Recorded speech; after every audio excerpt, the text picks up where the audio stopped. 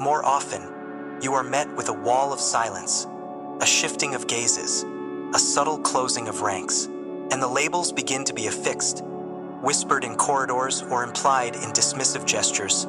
Weird, awkward, too intense, negative, not a team player, difficult. Let's dissect this phenomenon in the context of the modern workplace, an arena that ostensibly champions innovation and critical thinking. Organizations invest millions in consultants who preach out-of-the-box thinking. Mission statements are peppered with words like creativity, disruption, and vision. But what is the day-to-day reality for many who embody these qualities? The employee who raises uncomfortable ethical questions during a strategy session might be politely thanked, then find their contributions consistently overlooked in the future.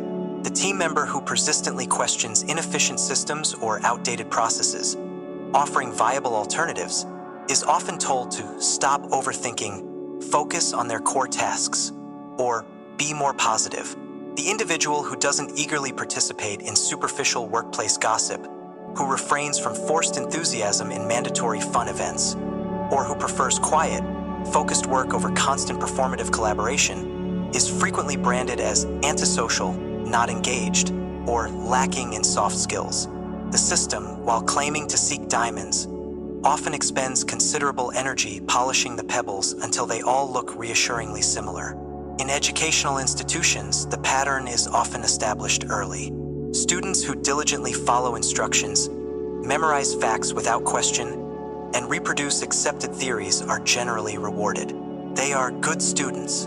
But the student who asks too many why questions, who challenges the textbook's narrative, who sees connections the curriculum doesn't acknowledge, or who proposes unconventional solutions, is often labeled disruptive, argumentative, or a daydreamer.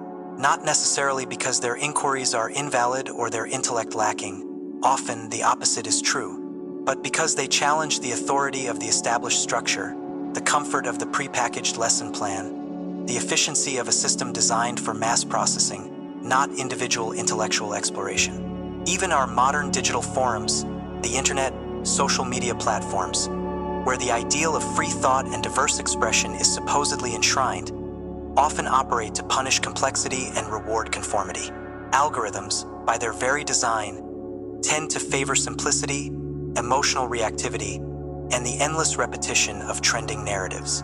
Virality is often achieved through easily digestible sound bites, confirmation bias, and outrage, not through nuanced discourse, intellectual humility, or deep, original thought.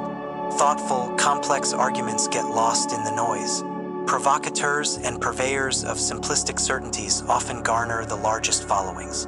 The digital town square, far from being a haven for the truly intelligent, can become another arena where they feel drowned out, misunderstood, or pressured to simplify their message to the point of distortion. So, what becomes of the truly intelligent, perceptive individual immersed in such a societal ecosystem? They learn, often through painful experience, to hide their light, to shrink their thoughts to fit the acceptable dimensions, to construct and wear an elaborate mask, a persona of agreeable normality, just to navigate daily life without constant friction, without constant invalidation.